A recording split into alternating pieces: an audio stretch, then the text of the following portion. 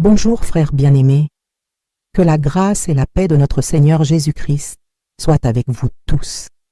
Quelle bénédiction de vous avoir ici. Je ne crois pas aux coïncidences.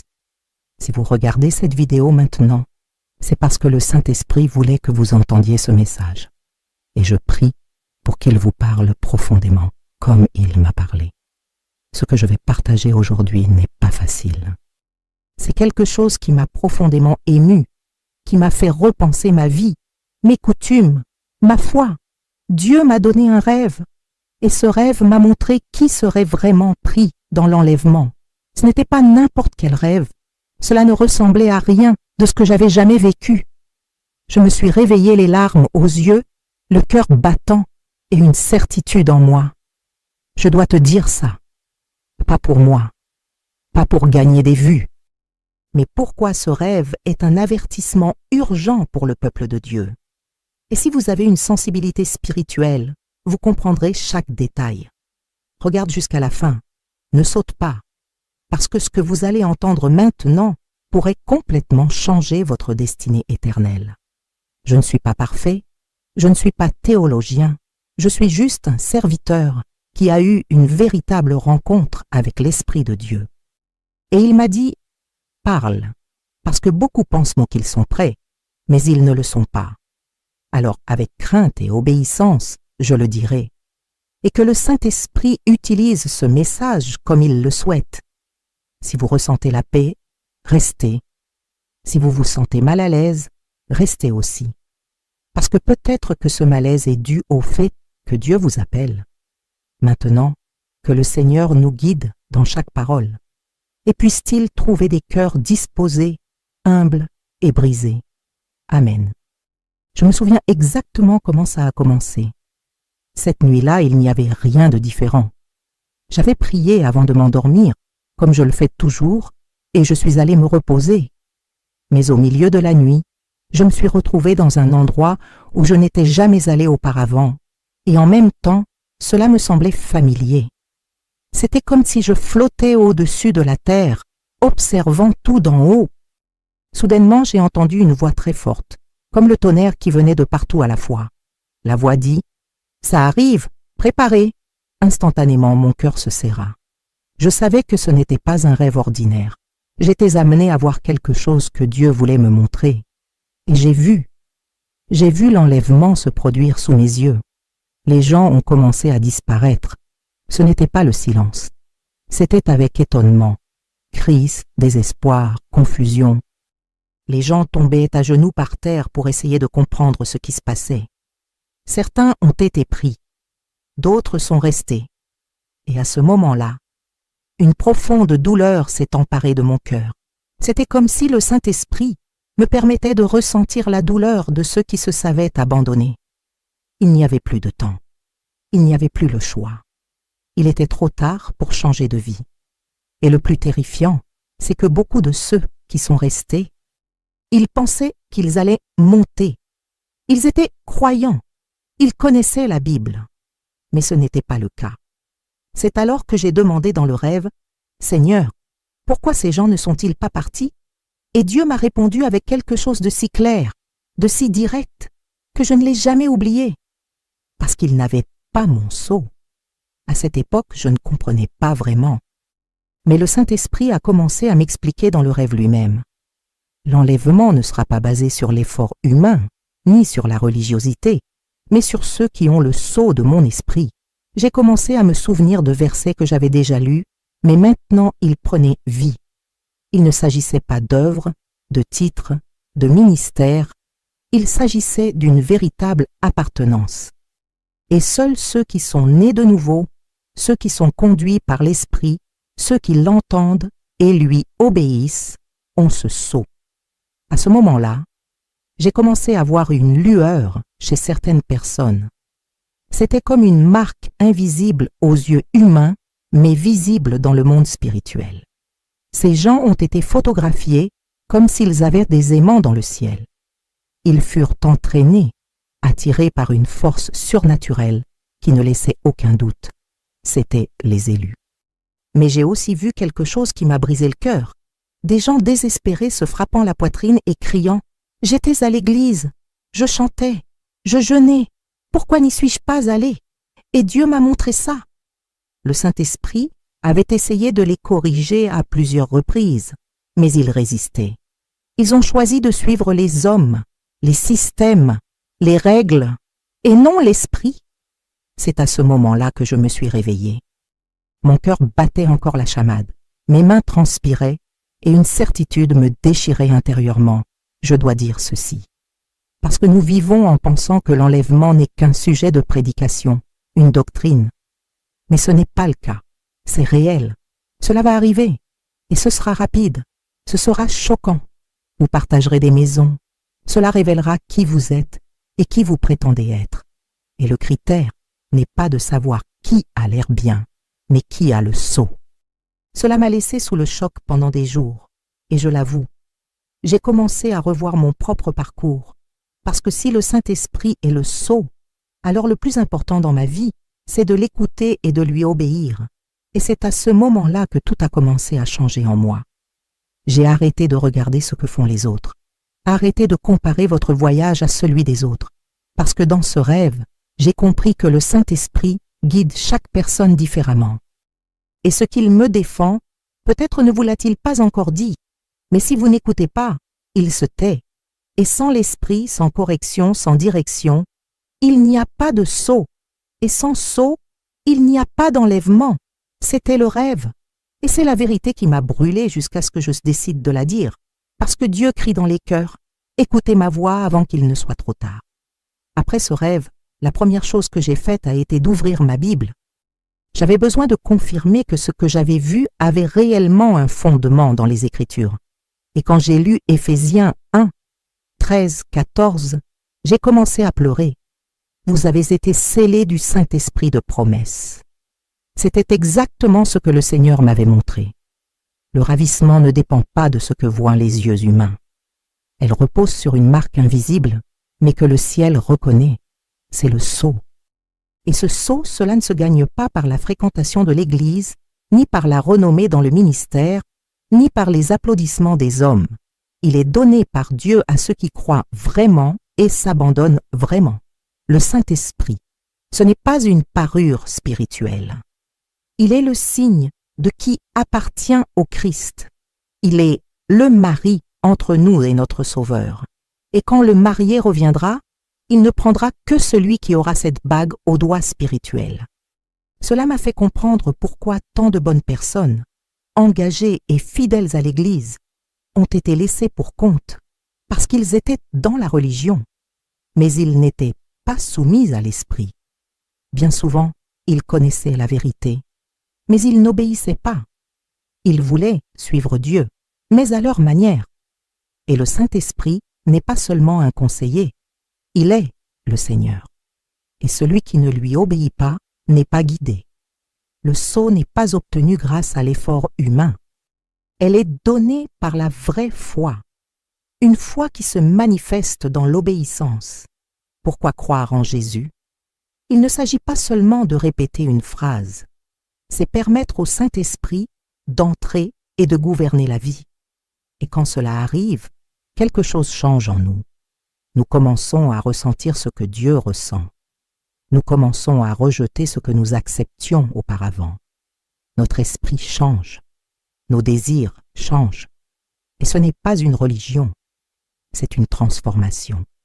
C'est un processus interne que seul l'Esprit de Dieu peut accomplir.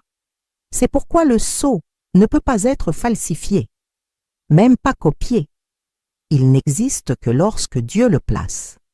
Dans le rêve, Dieu m'a fait ressentir le poids de la différence entre ce qui est scellé et ce qui n'est pas scellé. C'était comme s'il y avait une ligne spirituelle invisible séparant les deux groupes, et la ligne était claire, qui est de l'esprit et qui est encore de la chair. Qui écoute l'esprit et n'écoute que ses propres désirs. Ceux qui se corrigent et s'humilient, et ceux qui endurcissent leur cœur et avancent. Et cela m'a fait comprendre une chose. Ce n'est pas une question de perfection. Il s'agit de soumission. Dieu n'attend pas des personnes parfaites, mais des cœurs abandonnés. Et c'est sur ces cœurs qu'il met son sceau. À partir de ce jour, j'ai commencé à dire une prière différente. Avant, je demandais des bénédictions. Maintenant, je te demande, Seigneur, ne me laisse pas vivre un seul jour sans ta présence. Car à quoi ça sert de tout vaincre et de ne pas être reconnu par lui? Quel est l'intérêt d'être connu sur terre et ignoré au ciel? Le Saint-Esprit est le sceau, et sans lui, cela ne sert à rien de porter le nom de Christian. Le ciel ne reconnaît pas les titres, il reconnaît l'essence. Et l'essence vient de lui. L'Esprit est celui qui convainc, guide, sépare, protège. Et dans l'enlèvement, lui seul sera le critère. C'est ce que le Seigneur m'a fait voir, ressentir et comprendre. Et maintenant, vous vous demandez peut-être, mais comment savoir si j'ai ce sceau? La réponse n'est pas dans les cadeaux, ce n'est pas en apparence. C'est dans ce que vous ressentez lorsque vous péchez. Cela dépend de la manière dont vous réagissez lorsqu'il vous corrige. C'est dans votre obéissance, même lorsque personne ne vous regarde. Le Saint-Esprit, il vous appelle à proximité, pas à la scène. Il veut former en vous le Christ et non un caractère religieux. Et ceux qui portent le sceau vivent en constante transformation. Ne vous contentez pas du péché. Cela ne justifie pas l'erreur. Il pleure, se repent et change. Parce que qui est scellé appartient. Et celui qui appartient écoute et obéit. Après le rêve, j'ai commencé à réaliser à quel point le Saint-Esprit avait toujours essayé de me corriger, même si je ne m'en rendais pas compte. Vous savez, cette pensée qui surgit de nulle part et dit « Ne dis pas ça, n'agis pas comme ça », revenir et demander pardon, que ce n'était pas ma conscience, c'était lui, c'était l'Esprit qui me guidait. Et bien des fois, je l'ai ignoré. Plusieurs fois, j'ai pensé que c'était une exagération ou que j'étais trop spirituel. Mais maintenant je comprends. Chaque fois que je résistais, j'endurcis mon cœur. Et c'est dangereux. Parce que plus vous résistez, plus vous faites taire sa voix. Dieu ne crie pas. Dieu murmure. Le Saint-Esprit ne force personne. Convaincre avec douceur. Mais si tu ne veux pas écouter, il est silencieux. Et quand il se tait, vous commencez à vivre selon la chair. Tu continues à aller à l'église, tu continues à chanter, tu continues à bouger. Mais à l'intérieur, quelque chose est mort. La sensibilité disparaît. Et vous ne ressentez plus lorsque vous blessez la volonté de Dieu. C'est là que surgit le danger. Parce que vous êtes toujours actif, mais vous n'êtes plus guidé. Vous devenez comme un navire à la dérive, beau de l'extérieur, mais sans direction. C'est ce que Dieu m'a montré le plus douloureusement dans le rêve. Des gens sincères, mais désobéissants. Des gens qui aimaient l'Église, mais qui ignoraient l'Esprit. Des gens qui suivaient les règles humaines, mais ils ne se sont pas soumis à la correction divine. Parce qu'il est facile de suivre les règles. Il est difficile d'obéir quand personne ne regarde. Il est difficile de s'humilier, de reconnaître son erreur et de changer. Et le Saint-Esprit nous amènera toujours à cet endroit, le lieu de la vérité, de la résignation, depuis la livraison, qui a le sceau est corrigé et accepte la correction. Parce que vous savez que celui qui aime discipline, et celui qui discipline se prépare. Voulez-vous savoir si vous avez le Saint-Esprit? Regardez à quel point vous êtes prêt à être confronté. Voyez comment vous réagissez lorsque Dieu dit « non ». Si vous justifiez l'erreur, si vous la durcissez, si vous l'ignorez, alors soyez prudents, parce que ceux qui ont l'esprit ne vivent pas sur la défensive. Vivez brisés, vivez sensibles, écoutez en direct. Et lorsque vous faites des erreurs, parce que vous le ferez, vous vous repentez, changez et apprenez. La grande différence, ce n'est pas chez ceux qui ne sont jamais tombés, mais chez ceux qui se relèvent transformés. C'est l'œuvre de l'Esprit. C'est le sceau de Dieu. Une fois que j'ai compris cela, j'ai arrêté de regarder les autres. Avant, je pensais, mais un tel fait cela et Dieu l'utilise. Mais cette sœur est comme ça et elle va bien. Maintenant, je sais que le critère de Dieu n'est pas l'apparence. Le Saint-Esprit vous appelle peut-être à un chemin plus étroit que les autres, parce que son plan avec vous est différent. Il se peut qu'il vous sépare, non pas pour vous punir, mais dans un but précis. Et si vous ignorez cette voie pour suivre la foule, vous vous perdez. Et celui qui s'égare perd son sceau, parce que le Saint-Esprit ne nous accompagne pas dans la rébellion. Il nous guide dans l'obéissance. Si vous écoutez ce message en ce moment et sentez que Dieu vous parle, n'endurcissez pas votre cœur. J'ai peut-être déjà essayé de vous corriger, peut-être que tu as résisté, mais il est là, une fois de plus, pour appeler votre nom, parce qu'il t'aime toujours. Il veut toujours te sceller, il veut toujours vous préparer, et il le fait avec amour, avec patience, avec miséricorde. Mais il arrive un moment où il s'en va si vous continuez à l'ignorer. Et je ne te souhaite pas ça. Le Saint-Esprit est tout. Et sans lui, nous sommes simplement des personnes religieuses en collision avec l'éternité. Après avoir partagé ce rêve avec des personnes proches de moi, j'ai entendu quelque chose qui m'a bouleversée intérieurement. Quelqu'un a dit « Ah, mais je viens déjà de Dieu, je suis calme, je suis déjà baptisé, je suis croyant depuis des années. » Et c'est à ce moment-là que j'ai compris à quel point la fausse sécurité est l'un des plus grands dangers spirituels. Parce que quand tu penses que tu es trop sûr, tu arrêtes de chercher. Et c'est exactement ce que Jésus a prévenu. Celui qui croit tenir bon, prend garde qu'il ne tombe. Et si l'on y réfléchit, beaucoup de ceux qui sont restés dans le rêve étaient précisément ceux qui se croyaient préparés. Ils ont chanté, ils ont prié, ils parlaient magnifiquement, mais ils n'avaient pas le sceau. Ils avaient une pratique religieuse, mais ils n'avaient pas la vie dans l'esprit. Ils étaient beaucoup connus dans les milieux évangéliques, mais inconnus dans le ciel. C'est douloureux à dire, mais c'est nécessaire. Parce que l'enfer est rempli de gens sûrs du salut. Des gens qui croyaient que le simple fait de fréquenter une église était garanti. Mais Jésus a été clair. Tous ceux qui me disent « Seigneur, Seigneur » n'entreront pas dans le royaume des cieux, sauf celui qui fait la volonté du Père, et seuls ceux qui ont le Saint-Esprit peuvent obéir à cette volonté. Une fausse sécurité vous amène à cesser d'écouter le Saint-Esprit. Vous commencez à faire confiance à la routine, à la tradition, à la réputation. Commencez à vivre comme si tout allait déjà bien. Mais à l'intérieur, le cœur est froid, indifférent, sec. Vous ne ressentez plus la présence. Il n'y a plus de larmes à l'autel. Fini les regrets profonds. Vous ne réagissez que par instinct.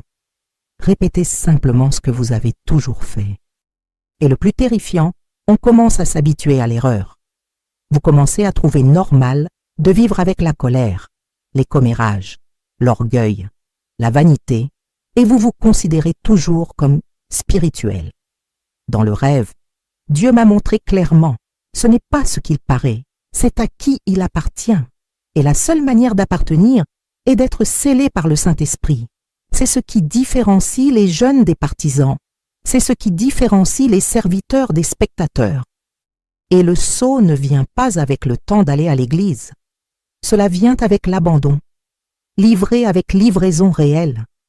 Cela vient avec la sanctification, livré avec renonciation.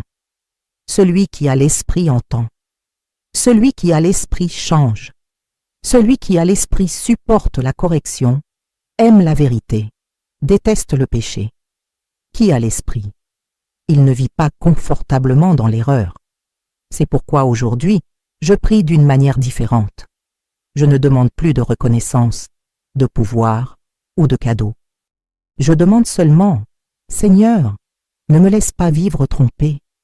Ne me laissez pas penser que je suis prêt si je ne le suis pas.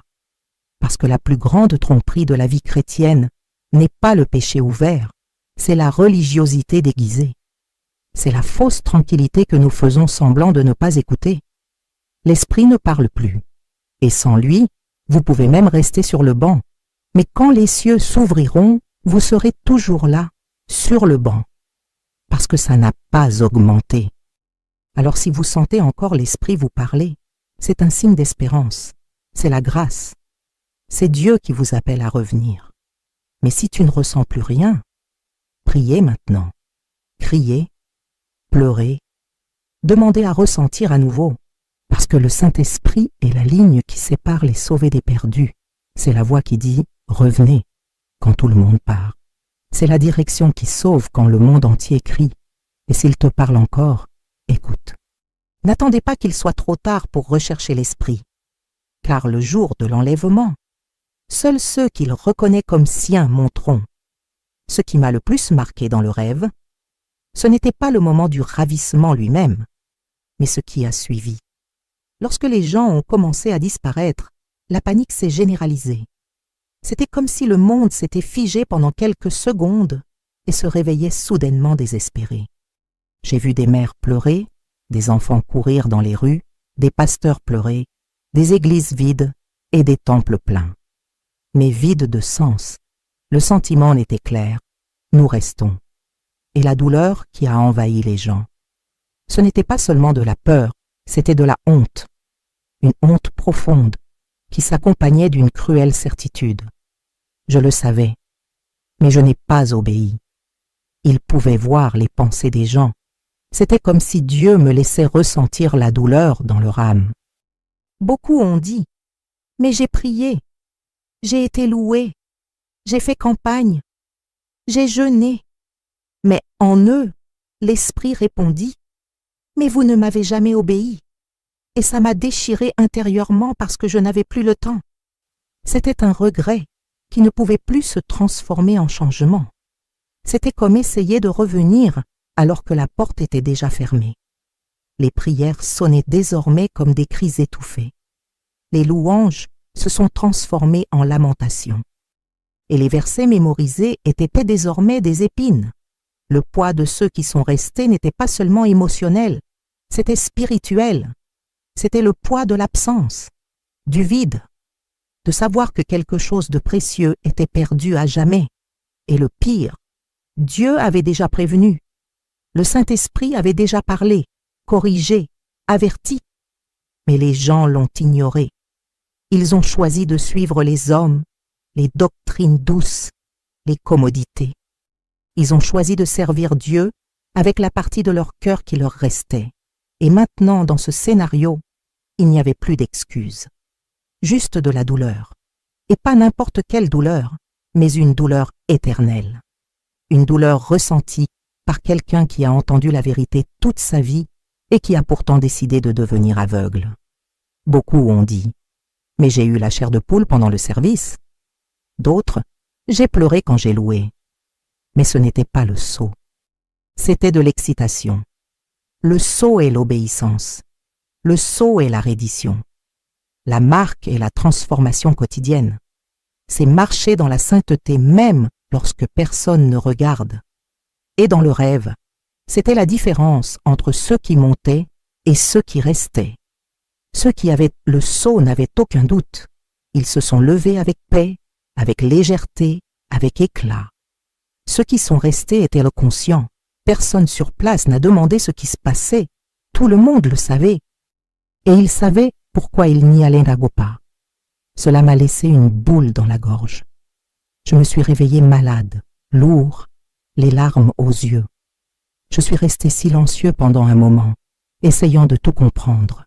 Et Dieu m'a dit clairement, « Ma fille, parle. » Parce que beaucoup pensent qu'ils sont en sécurité, mais ils sont en danger. Et c'est pourquoi j'ai décidé d'enregistrer cette vidéo. Parce que je ne peux pas m'en tenir à quelque chose d'aussi sérieux, si réel, si urgent. Le Saint-Esprit me l'a montré. Le plus grand désespoir lors de l'enlèvement ne sera pas le chaos dans le monde. Ce sera la certitude dans le cœur de ceux qui resteront. Et si vous écoutez ça maintenant, vous avez encore le temps de choisir le bon chemin. La question n'est pas de savoir si vous allez à l'église ou si vous avez un ministère. Le cas est le suivant. Obéissez-vous au Saint-Esprit? Écoutez-vous sa correction? Êtes-vous prêt à changer même si cela fait mal? Car celui qui l'ignore aujourd'hui risque de le regretter demain à jamais. L'enlèvement aura lieu. Et lorsque cela se produira, il n'y aura aucune excuse, aucun argument et aucun regret utile. Seule demeurera la réalité la plus dure de la vie spirituelle. Soit vous venez de Dieu, soit vous ne l'êtes pas. Et à la fin, seul l'Esprit saura qui porte le sceau. Que cette douleur que j'ai vue dans le rêve ne soit pas à toi. Il est encore temps. Écoutez la voix de Dieu pendant qu'il est encore temps. La marque de quelqu'un qui appartient à Dieu, ce n'est pas dans la bouche, c'est dans le cœur. Cela ne se mesure pas par le nombre de mots que vous pouvez prononcer en langue, mais par la mesure dans laquelle vous obéissez à une direction. Le Saint-Esprit est comme une empreinte digitale invisible. Il touche ceux qui sont à lui et commence à les façonner. Corriger, confronter, distancer, séparer, guider. Et ceux qui sont scellés le ressentent quotidiennement. Ressentez un inconfort face au péché. Vous vous sentez triste lorsque vous faites des erreurs et vous ressentez la paix lorsque vous obéissez. C'est la marque de celui qui appartient au Seigneur, la sensibilité à sa présence, parce que là où est l'Esprit, il y a la transformation. Dans le rêve, ceux qui montaient n'étaient pas ceux qui parlaient le plus joliment, ni ceux qui s'habillaient de la manière la plus sainte. C'étaient eux qui avaient un éclat différent, comme si une douce lumière venait de l'intérieur, et c'était le sceau. Cela n'était pas visible aux yeux naturels, mais dans le monde spirituel, c'était fort, évident, incontestable. Ils ont été reconnus par les cieux, non pas parce qu'ils disaient « Seigneur, Seigneur », mais parce qu'ils vivaient comme des serviteurs. Ils avaient la marque, et la marque n'est pas performance, c'est présence. Ce n'est pas un spectacle, c'est un abandon. De nos jours, il est facile de ressembler à un croyant. Il est facile de mémoriser des versets, de jeûner collectivement, d'utiliser des mots spirituels. Mais tout cela pourrait simplement n'être qu'un maquillage religieux. Parce que ce qui montre vraiment qui appartient à Dieu, c'est le comportement en dehors de la scène. C'est le silence quand on peut crier. C'est le pardon quand on a été blessé. C'est de l'humilité quand on sait se défendre. C'est un regret sincère lorsque vous faites une erreur. Personne ne le voit, mais Dieu le voit. Et c'est là qu'il met le sceau, dans une obéissance secrète, dans la sainteté solitaire, avec la crainte que personne n'applaudisse, mais que le ciel le reconnaisse. Le Saint-Esprit n'est pas une énergie, c'est une personne. Il parle, il guide, avertir. Et si vous l'écoutez, vous saurez exactement de quoi je parle. Il vous convainc de pécher avant même que vous péchiez. Il murmure, ne fais pas ça. Et quand vous l'entendez, vous êtes scellé. Lorsque vous obéissez, vous êtes façonné. Et quand vous insistez pour résister, vous vous éloignez. La marque de celui qui appartient à Dieu ne réside donc pas dans les grandes œuvres, mais dans les petites obéissances. Parce que pour Dieu, la foi est testée en secret. Lors des élections, personne ne voit, mais le ciel enregistre. Si vous vous sentez obligé de plaire aux autres, mais que l'Esprit vous appelle à être différent, choisissez l'Esprit.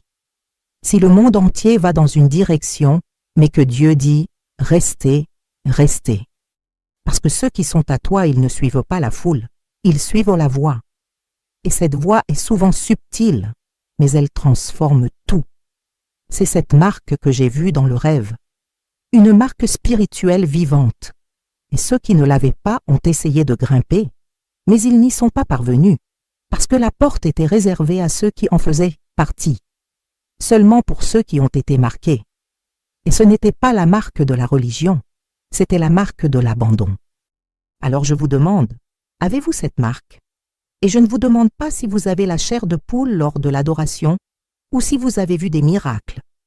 Je vous demande si vous obéissez à l'Esprit, si vous lui permettez de changer qui vous êtes. Parce qu'à la fin, le ravissement. Ce ne sera pas un concours de popularité spirituelle. Ce sera le moment où le ciel reconnaîtra les siens. Et seuls ceux qui ont la marque sont promus. Il n'est pas celui qu'il semble être, pas qui agit, pas celui qui crie le plus fort, mais celui qui écoute, obéit et appartient.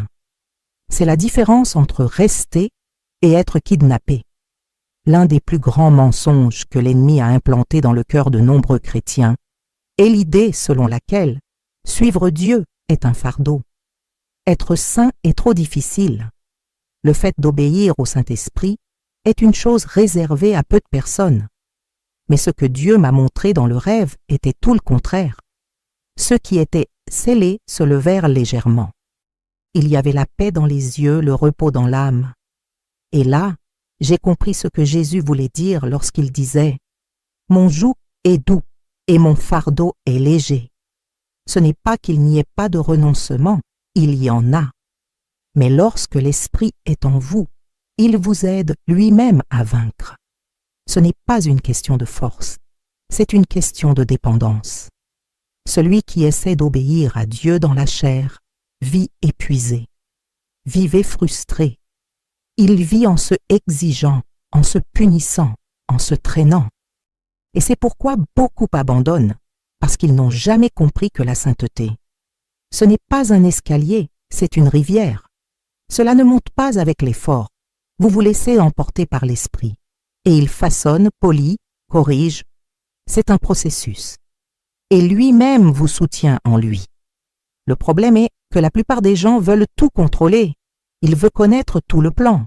Vous voulez comprendre avant d'obéir. Mais le Saint-Esprit, il ne négocie pas, il guide. Et quiconque est à lui, faites confiance. Dans le rêve, ceux qui avaient le sceau ne semblaient pas parfaits. Ce n'étaient pas les plus populaires.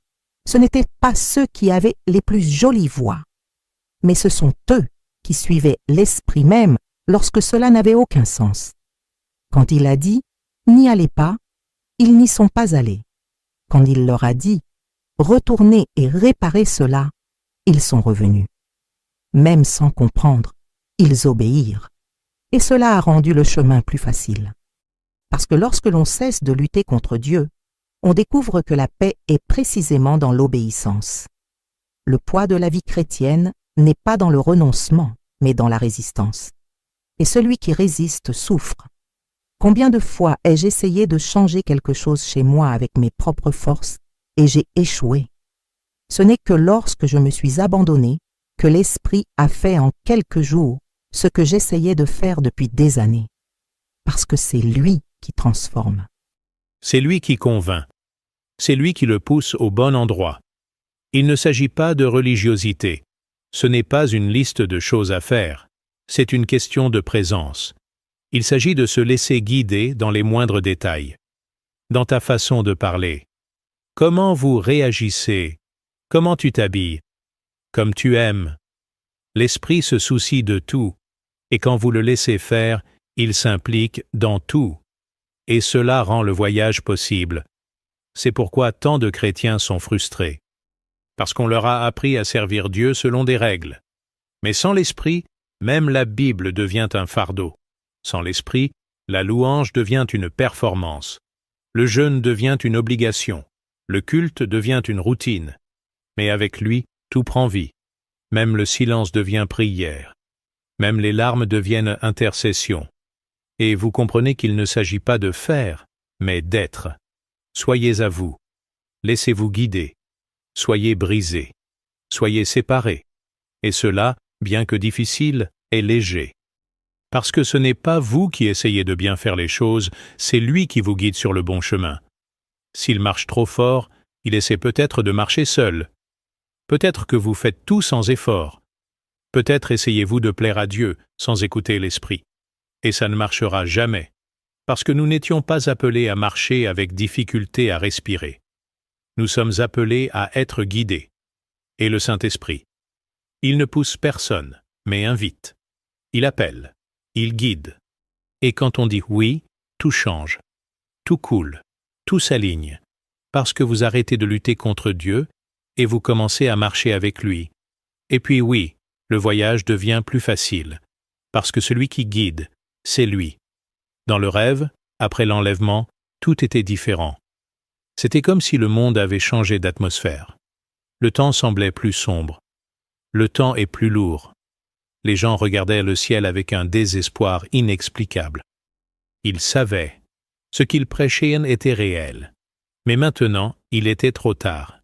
Et depuis que je me suis réveillé, ce sentiment ne m'a pas quitté. Le Saint-Esprit ne m'a pas seulement montré ce qui allait arriver, il m'a laissé ressentir. Et je peux vous assurer, avec la crainte dans le cœur, nous sommes dans les dernières minutes de la dernière heure.